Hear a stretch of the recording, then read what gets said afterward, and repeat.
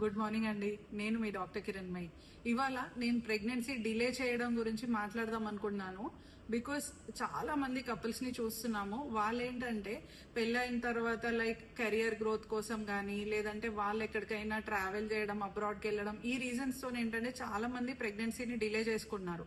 I mean wedding అయిన తర్వాత ఒక 3 years 4 years అండ్ 10 years తర్వాత కూడా ఇప్పుడు కిడ్స్ కావాలని చెప్పేసి లైక్ లేట్ 38 39 ఆ టైంలో వస్తున్నారు. ఎప్పుడైనా కానీ మీరు ప్రెగ్నెన్సీ అనేది డిలే చేద్దాం అనుకుంటున్నారు, మ్యారేజ్ అయిన తర్వాత మీరు కొంచెం టైం తీసుకుందాం అనుకుంటున్నారు అన్నప్పుడు డెఫినెట్ గా మీరు ఒక గైనకాలజిస్ట్ ని కలిసి మీ ఫర్టిలిటీ ఎలా ఉందనేది చెక్ చేయించుకోవాలి. మీకు ఎగ్ క్వాలిటీ ఎలా ఉంది, ఎగ్ నంబర్స్ ఎలా ఉన్నాయి, హస్బెండ్ కి స్పర్మ్ కౌంట్ ఎలా ఉంది, ఇవన్నీ డెఫినెట్ గా డాక్టర్ ని కలిసి చూపించుకోవాలా మీరు. అప్పుడు మీకు ఒకవేళ తక్కువ ఉన్నట్టయితే డాక్టర్ మీకు రికమెండ్ చేస్తారు.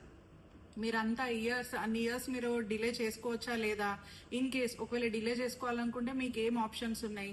Because now days fertility preservation అని ఒకటి ఉంది. దానిలో ఏంటంటే మీరు ఒకవేళ ప్రెగ్నెన్సీ అన్నది ఒక 3 years 4 years అలా డిలే చేసుకోవాలనుకున్నప్పుడు మీకు ఒకవేళ ఎగ్ నంబర్స్ తక్కువ ఉన్నట్టయితే మీ హస్బెండ్ స్పర్మ్ తోని మీ ఎగ్ ని ఫ్యూజ్ చేసి మనం ఎంబ్రియో తయారు చేసేసి ఎంబ్రియోని మనం ఫ్రీజ్ చేసుకోవచ్చు. సో మీకు ఆప్షన్ ఉంటుంది. సో లేటర్ ఆన్ మీరు మళ్ళీ ఎగ్స్ తగ్గిపోయాయి అని బాధపడడం వల్ల ఉపయోగం లేదు. బికాస్ ఉమెన్ కి ఏంటంటే మాక్సిమం ఫర్టిలిటీ అనేది ఎర్లీ 20s నుండి 30 లోపల మాక్సిమం ఫర్టిలిటీ ఉంటుంది.